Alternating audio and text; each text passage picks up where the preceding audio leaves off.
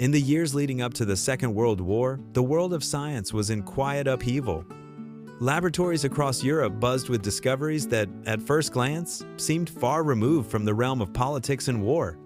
Physicists studied the very building blocks of the universe, peeling away the mysteries of the atom itself. Yet, within the chalk-covered walls of lecture halls and the hushed corridors of universities, knowledge was being uncovered that would soon change the fate of nations. It began with the splitting of the atom. In 1938, two German chemists, Otto Hahn and Fritz Strassmann, performed experiments that revealed nuclear fission, the process by which the nucleus of uranium could be split into smaller parts, releasing an almost unimaginable burst of energy. For a moment, it was a purely scientific triumph, a discovery to be debated in journals and discussed at conferences. But as the political climate darkened, the implications of fission grew ominous. If the energy released in a laboratory flask could be scaled up, weaponized, it could produce a bomb of unprecedented, destructive power. Scientists fleeing Nazi persecution carried this knowledge with them. Among them was Albert Einstein, whose fame made his voice weighty, though he himself was not working on the physics of the bomb. Urged by fellow émigré scientists like Léo Szilard, Einstein signed a letter to President Franklin D. Roosevelt in 1939, warning of the possibility that Germany might develop such a weapon. This letter, though brief, was like a spark tossed onto dry tinder. The United States government, cautious but intrigued, began to consider the terrifying possibility of an atomic bomb. At first, the effort was scattered, tentative. Physicists at universities conducted small-scale studies. Government officials, still unsure, debated the costs. But as the war spread across Europe and then into the Pacific, urgency grew. By 1942, the United States had fully committed. The Manhattan Project, as it was soon called, came into being. It would become one of the largest and most secret endeavors in human history, combining the talents of scientists, engineers, and military men under a veil of absolute secrecy. The scale of the project was staggering. Entire cities would be built in hidden valleys and remote deserts, populated overnight by thousands of workers who often had little idea what they were building. The effort demanded uranium and plutonium, materials rare and difficult to produce, requiring vast new industrial plants. And at the center of it all were the scientists, some of the greatest minds of the century, wrestling not only with equations and machinery, but with their own consciences.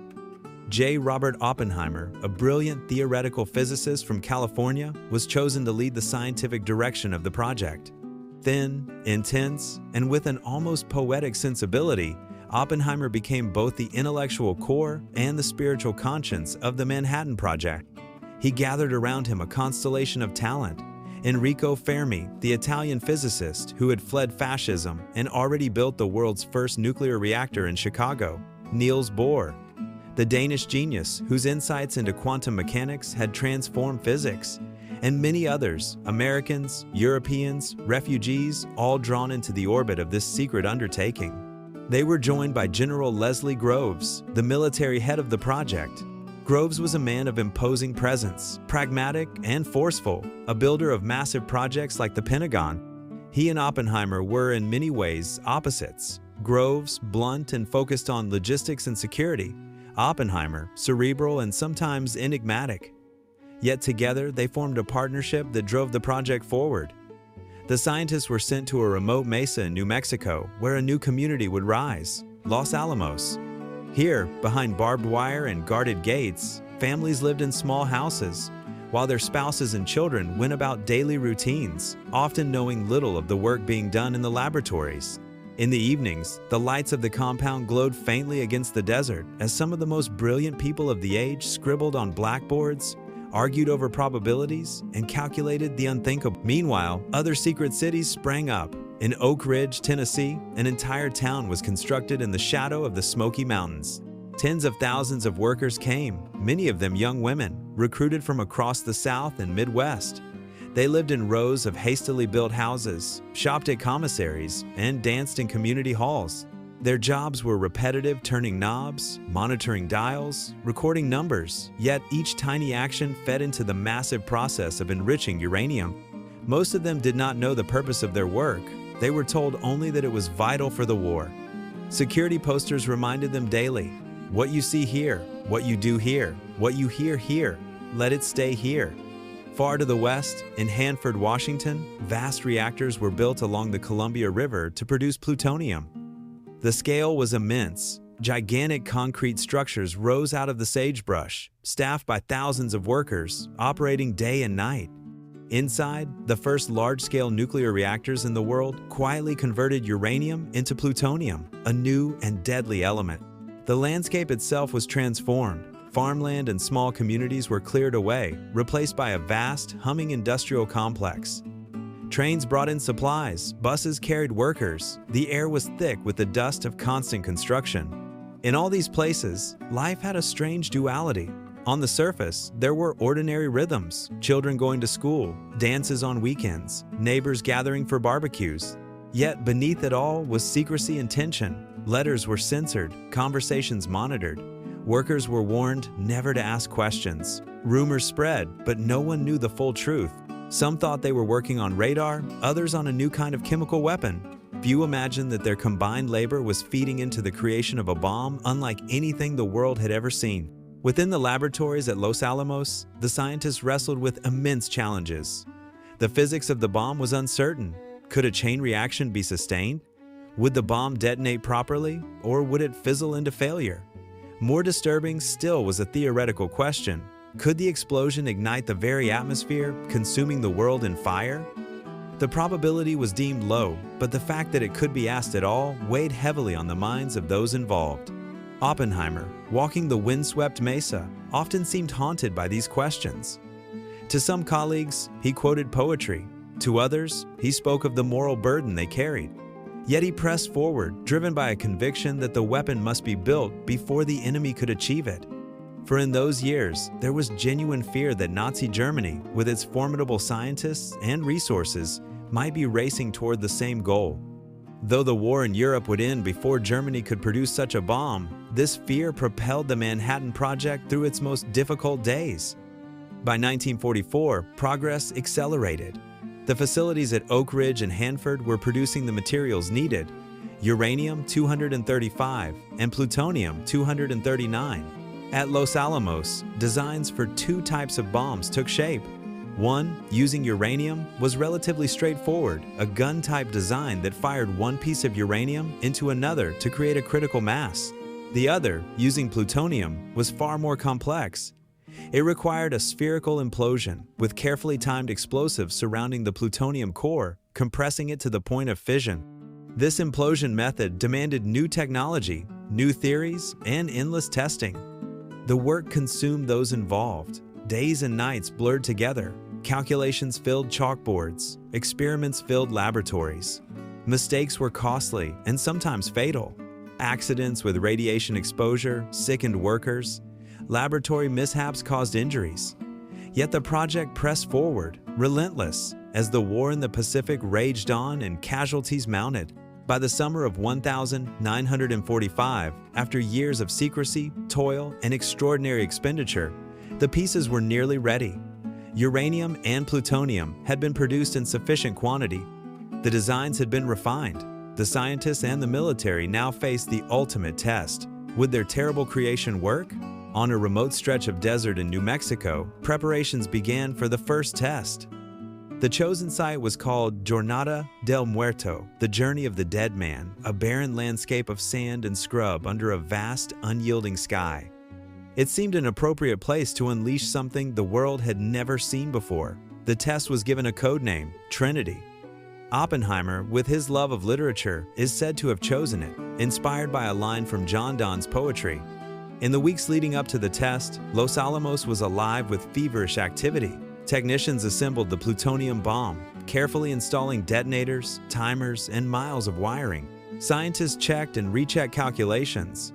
Soldiers erected steel towers and bunkers, set up cameras and instruments, and dug trenches where observers would lie. Every precaution was taken, yet uncertainty hung in the air like the desert heat. On the night of the 15th of July, 1945, storms swept across the desert. Lightning flashed, rain fell, and nerves tightened. The test was postponed until the early hours of the next morning. In the pre-dawn darkness of the 16th of July, the bomb was hoisted to the top of a steel tower, a grotesque new sun waiting to rise.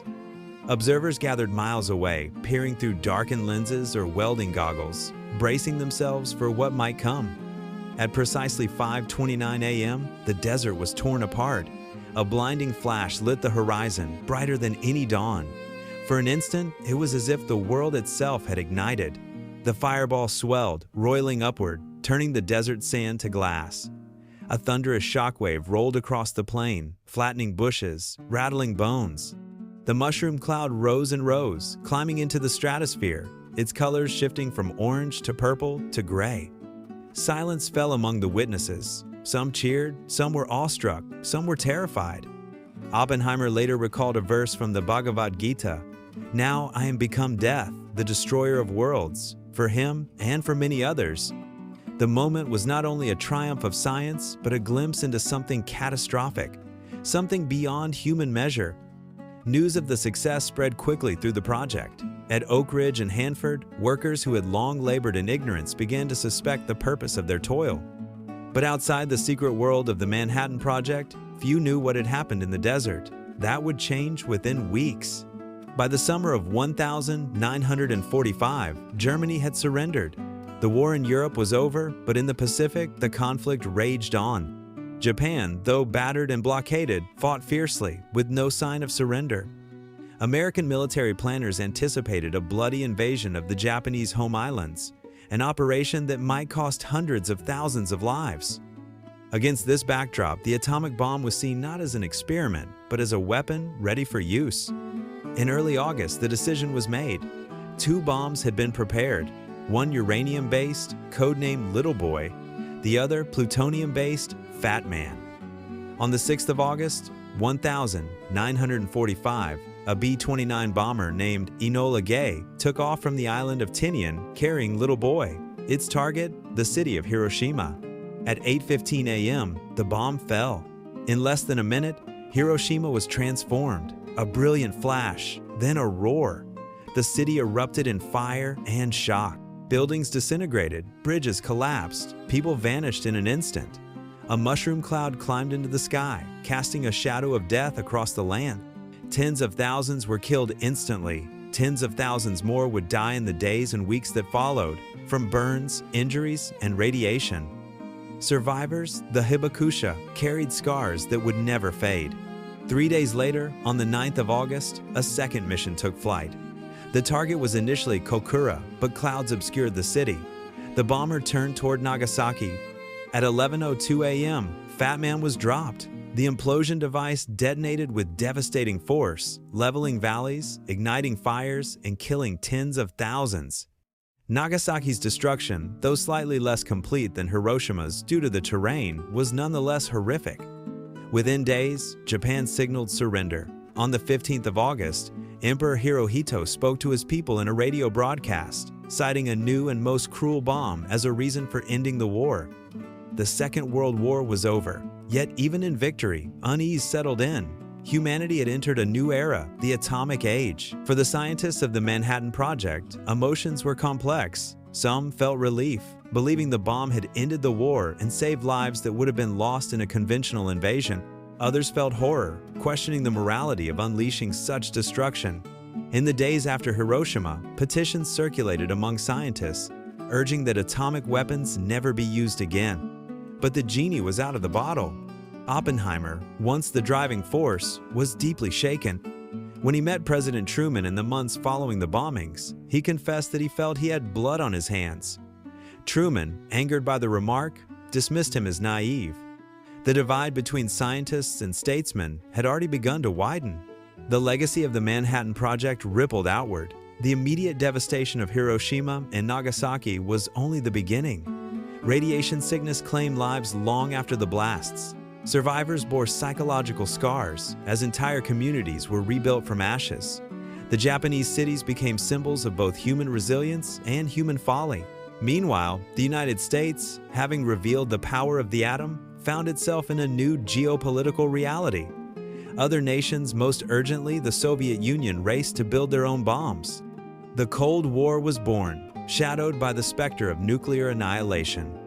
For decades to come, the balance of terror would shape politics, diplomacy, and even culture. as humanity lived under the mushroom cloud's shadow. The Manhattan Project itself left a physical and moral imprint. The secret cities, Oak Ridge, Hanford, Los Alamos, became permanent fixtures. Some evolved into centers of science and technology. Others struggled with the contamination and waste left behind. Workers who had unknowingly handled radioactive materials sought recognition and justice. The landscapes themselves bore scars: glassy patches of desert at Trinity, poisoned rivers and soils near reactors, concrete ruins hidden in valleys. And yet, from the same roots of destruction came other paths. Nuclear power was developed, promising electricity too cheap to meter. Nuclear medicine advanced, saving lives through imaging and treatment. The very knowledge that had once created the bomb became a double-edged legacy, capable of both healing and annihilation. In the decades that followed, writers, philosophers, and citizens wrestled with the meaning of the Manhattan Project. Was it an inevitable step in human progress, a tragic necessity of war, or a warning that science, unbound by ethics, could imperil all of humanity? Oppenheimer himself became a symbol of this ambiguity, celebrated as a genius, condemned as a prophet of doom, remembered as a man haunted by the fire he had helped unleash. Today, when one walks through Hiroshima's Peace Memorial Park or stands at the rusting remnants of the Trinity site, the echoes of 1,945 remain. They are not only reminders of what was done, but of what could be done again. The bomb was built by human hands, wielded by human decision, and it is within human choice whether such destruction is ever repeated. The story of the Manhattan Project is more than a tale of physics and war. It is the story of humanity at a crossroads, reaching into the heart of the atom and discovering both its boundless energy and its terrible cost. It is the story of brilliance and secrecy, of ambition and fear, of triumph laced with tragedy. Above all, it is a story that continues to echo through every debate about science, morality, and the future of our world. For when the desert lit up at dawn in 1945, a new light entered history, not just the light of victory, but the light of a fire that could consume us all, or guide us, if we are wise, toward a different path.